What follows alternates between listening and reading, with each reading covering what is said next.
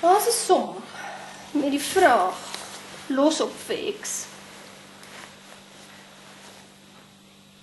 Jy gaan hierdie goed kry tot 'n matriek. Jy gaan dit nooit weer daarna sien nie, behalwe as jy gaan wiskundeonderwys swat. Kom doen ons dit. Die lewe gooi nie sulke somme vir jou uit nie. Jy gaan nie, as jy in 'n winkel instap, of as jy petrol ingooi by 'n garage, iewers gekonfronteer word met 'n som op daai manier nie. Waarmee jy wel gekonfronteer word, is woordprobleme. En hierdie is 'n metode om 'n woordprobleem op te los. Goed, hoe doen ek hierdie goed?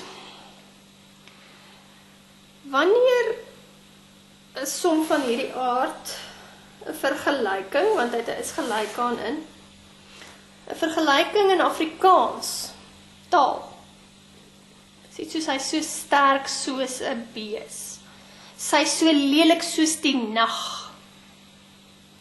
Die kenmerk van 'n vergelyking is soos, so sterk soos, so lelik soos, so wit soos. Net so in wiskunde. Dit is gelyk aan dat.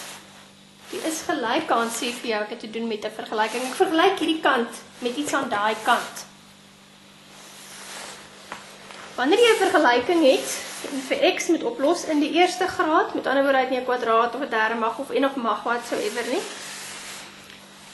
dan moet jy al die x'e aan een kant kry, verkieslik aan die linkerkant, nie noodwendig nie, verkieslik, en al die getalle aan die ander kant.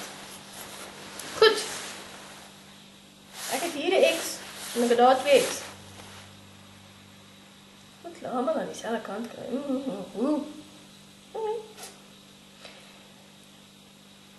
Die feit dat daai kant meer x'e is, maak dat ek voel om hierdie 1x na die ander kant toe te skuif. Dit is makliker om 1 os in die kraal te kry, as om 2 te probeer aanjaag. Want die 2 kan in verskillende rigtings spat. 1 kan net in een rigting beweeg. Maar die keuse is jou nou. Kom ons kyk na albei.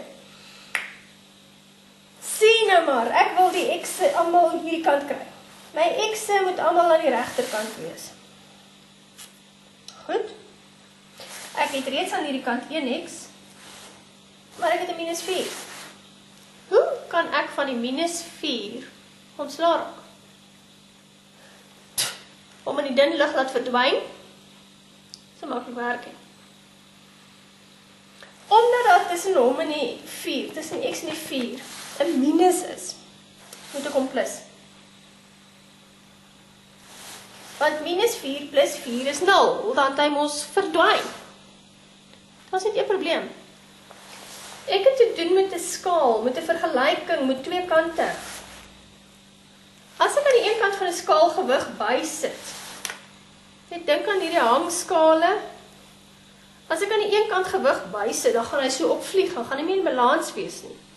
So as ek aan die een kant bysit, moet ek aan die ander kant ook bysit. Dit is belangrik. En dis wat ons nou moet doen. Ek het nou hier bygesit plus 4, dan moet ek aan daai kant ook plus 4 bysit. Hierdie is nou in my kop, hoor. Dit is in potlood geskryf, is nie hier geskryf in my boek nie. So, nou het ek x hierso. Daai kant het ek nou plus 3 en ek het die plus 4, want ek het nou hierdie min 4, 'n plus 4 bygesit, daai kant op. Sodra ek minus 4 plus 4 het, word dit 0. Aan die ander kant sit ek met 'n 2x. Dit is 'n plus 2x. Hoe raak ek van hom ontslae? Op presies dieselfde manier. Ek het van die 4 ontslae geraak deur die teenoorgestelde deel by te sit, sodat hy 'n 0 word. Om daai 2x daar weg te kry, moet ek hom minus met 2x. Dan 2x minus 2x is 0. Weereens, dis in potlood. As ek minus 2x daar het, oeps, as ek een kant op die skaal wegvat, gaan hy in die lug invlieg, so ek moet aan die ander kant ook wegvat, dan moet ek hierdie kant ook 'n minus 2x hê. So ek sit hier 'n minus 2x, en daar is nou 'n 0. Sien jy waartoe beweeg dit?